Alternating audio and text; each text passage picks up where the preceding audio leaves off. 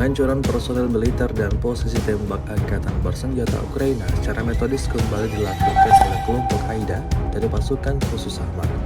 Rekamannya ramai beredar di media sosial Telegram pada Sabtu 27 April.